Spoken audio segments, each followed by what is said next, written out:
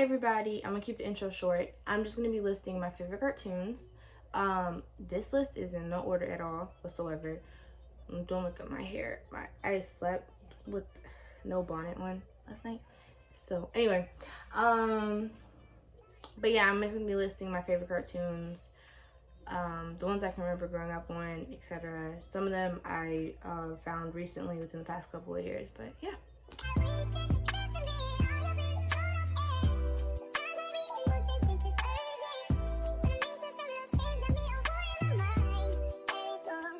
So first on the list we have The Last Airbender. If you don't know what The Last Airbender is about, it's about this bald monk named Aang, and he's the Avatar. And the Avatar has the ability to master all four elements, which is earth, fire, air, and water.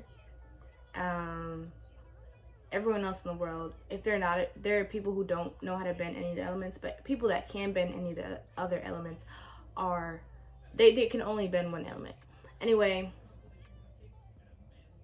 he's the Avatar, and his duty is to bring balance back to the world, or bring balance, or try his best to bring balance to the world, if that makes sense. But yeah, I remember watching the show. I had to be like maybe 5, 6 years old, maybe. I just remember my mom putting it on one day and I fell in love with it. The next one we have on the list is Robot and Monster.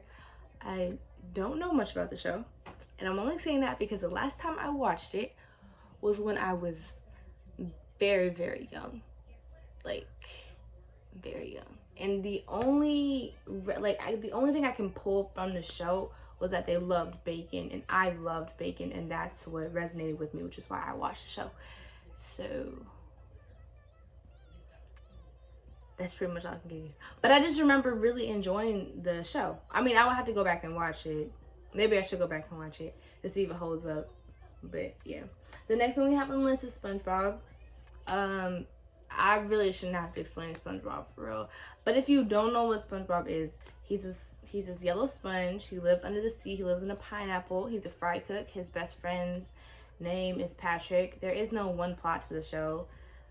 It's very spontaneous, very unpredictable, which I like. And I don't like, there's not like a certain era within the show's been running since 1999, so that's 22 years? No, 24 years. Yeah, 24 years now. Or they're going into their 24th year. There's no era in SpongeBob that I like the most. My favorite episode, I can't tell you, my favorite episode of SpongeBob was when he got sick. He got the suds. I don't know why I like that episode so much, but that's one episode I can remember. Regardless of whatever has come out, that's always been like my favorite episode. A close second is one I actually saw recently. It came out recently within the past couple of years. It's when SpongeBob and Squidward are delivering something to the street. I think it's called like Random Street or something like that. And it feels like it feels like you're on shrooms watching the show, like watching the episode, I mean. And that's why I really liked it. So no, there's not like, some people don't like the episodes after like season 7 or whatever. Not season 7, that's pretty late, like probably like season 5 maybe.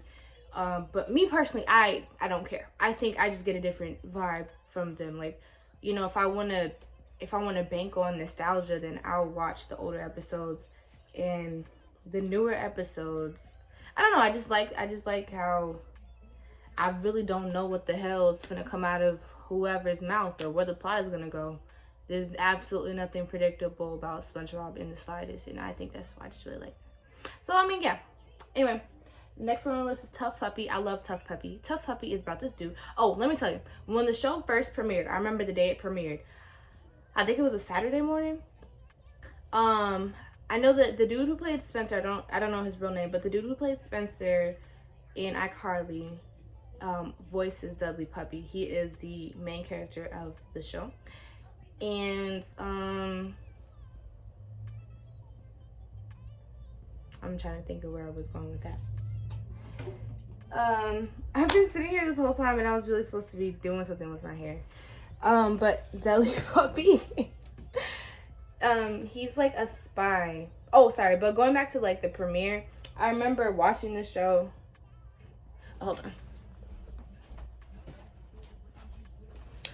I remember watching the show when it first premiered on Nickelodeon. So, yep. And then, anyway, the plot of Tough Puppy is there's this puppy. His name is, well, he's a dog. His name is Dudley Puppy. He has a partner named Kitty Catwell, and they're both crime-fighting spies, secret agents, something like that, right? And I really love the show. I like the humor. Yeah, I really love the show. Yeah, the only one on the list so far that I haven't seen in recent years is Robot and Monster. I've never really gone back. I really didn't think about it until I was making this list, but I was just thinking about things that made me feel good growing up. Yeah. Or, sorry, shows that made me feel good growing up. The next on the list is The Amazing World of Gumball. If you don't know what The Amazing World of Gumball is, it's about this blue cat. His name is Gumball. His best friend / adopted brother / former pet. His name is Darwin, and he's an orange fish. He's an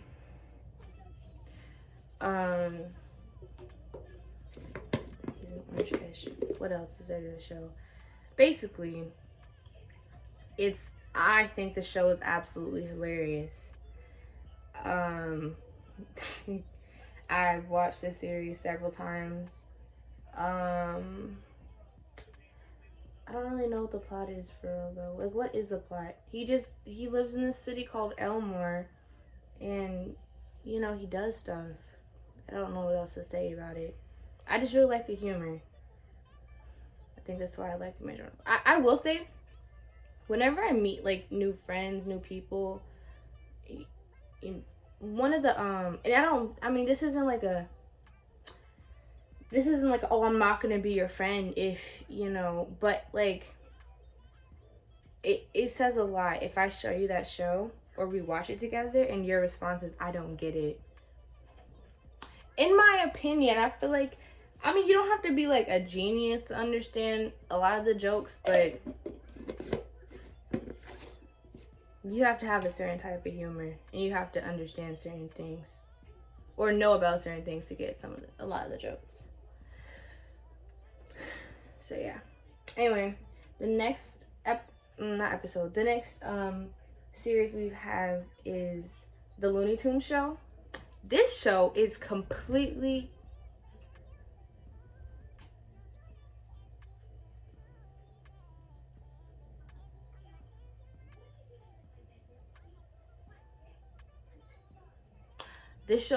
underrated in my opinion.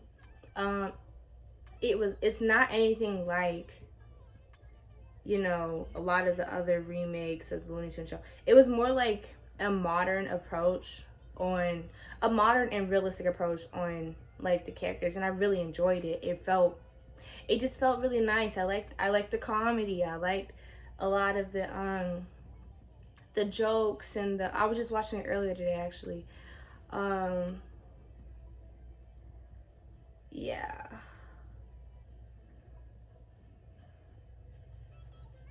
Yeah. If you haven't watched it, you should watch it. In fact, you should watch everything on this list. Next we have The Legend of Korra. A lot of people say they don't like The Legend of Korra. There are some problems I have with The Legend of Korra, but it nothing to do with how modern they made it. That didn't have an issue with me at all. Nothing about how OP the characters were. I understand why it made sense for the characters to be stronger than they were in The Last Airbender. Because this is what happens when human beings don't have to worry about things like war. You know, their countries can develop. They can do things. They have more time to devote to, you know, things like that. I think the only problem I had with Legend of Korra really was how they made Korra. But at the same time, I guess it made sense. Like it really didn't seem like she had big character development until season 3. But honestly, that wasn't even my main problem. My main problem with Legend of Korra was that of how short it was. Like there were so many things that they could dive into, but they had like 12 to maybe 14 episodes per season. How are you gonna do anything in 12 episodes per season? And then you're gonna have a new threat every season. That doesn't make any sense. It would have made sense if it was like the last Airbender, and if you don't know what the Legend of Korra is, it's the avatar after the last Airbender. So Aang, the bald monk I was talking about, this girl, her name is Korra. She's from the Water Tribe, the Southern Water Tribe. And yeah, but I didn't like how it seemed like they had to rush everything because they were only given these like amount of episodes, and it was like it's just a whole lot. You're trying to do a whole lot within no time. So yeah, that's the only reason. That's really the main issue I had with the Legend of Korra. My edges don't look like they're gonna slick down today, but whatever. Next we have Star versus the Forces of Evil. Star versus the Forces of Evil was a fantastic show. If you don't know what it is, what are you doing? But from what I remember, I was watching Star versus the Forces of Evil like a year ago. But yeah, I don't think my edges are gonna slick down today. Let me just brush them back then.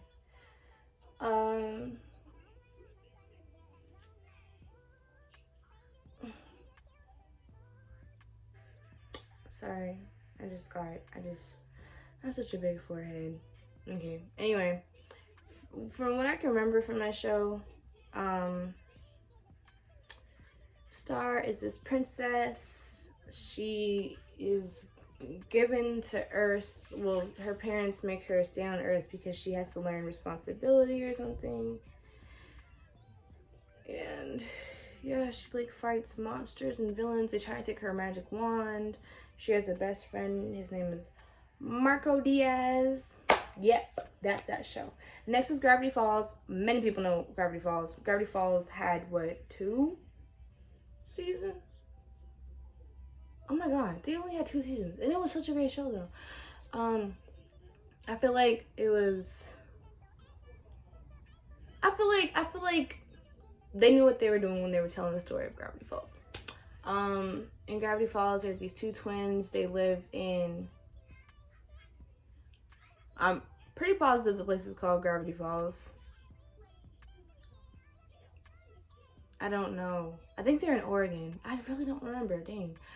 But there are these 2 twins. Their names are Dipper and Mabel Pine. Pine or Pines? I think it's Pines.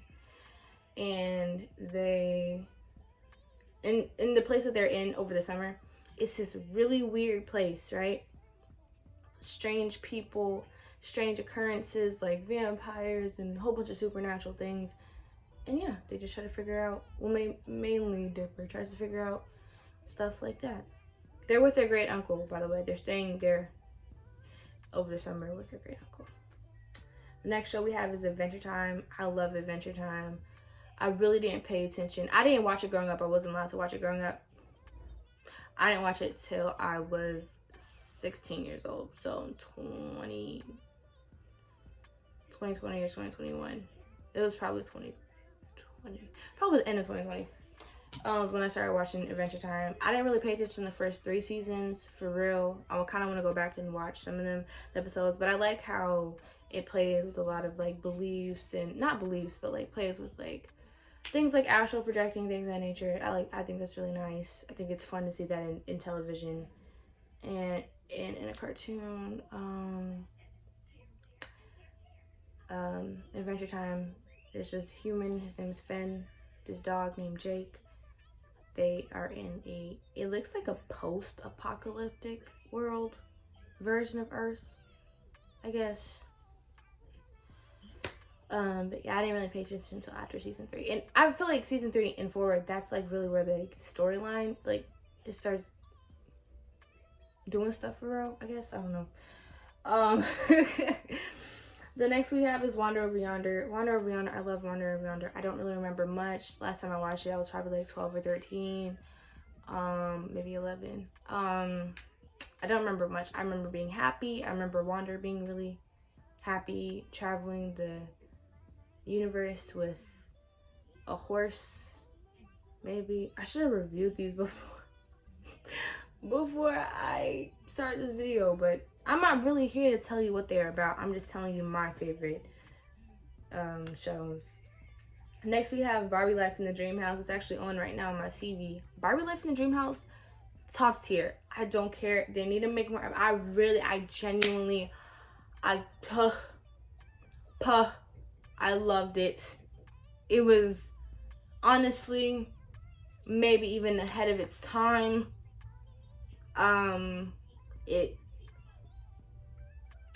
It's a good donkey butt show. Yep, it's a good show. It's a real good show. If you like funniness. No, but for real, it's a good show, for real. The next show I'm gonna talk about, or my next favorite, is She-Ra and the Princesses of Power. I really love She-Ra and the Princesses of Power. I started watching it probably like 2021. I think it ended in 2021. Was it 2021 or 2022? I don't remember, but I'm pretty sure I started watching it in 2021. And let me make sure I don't get copyrighted for that song. Yeah, 2021. I started watching it in 2021. Sorry, alright, get back on track. Let's get back on track. Okay, yes, the show's really good. My mom told me, I was watching it with my mom, and my mom thinks it's like a Last Airbender knockoff. I wouldn't say it's a knockoff. I will say it seems like a lot of similarities, which is probably why I like the show so much. I did see the Avatar because like she's this girl. She's supposed to like restore balance to Etheria. I think that's what it's called. That planet's called. Yeah. And she has like this sword or something. Yeah, I don't really have any problems with the show for real. Obviously, it's on this list. But I think what did bother me, and this is just my own views coming into, light. I know it's like based off of another show, like an older show, She-Ra, and I don't know if it has the same name or what. But I will say one thing that bothered me was how it's always a blonde girl with, I don't know if she had blue eyes, but she probably had blue eyes. Like a white girl that's blonde, blue eyes. Always a protagonist. And Katra, I don't know if she was coded to be black, but I thought she was black. And she was villain for the most part.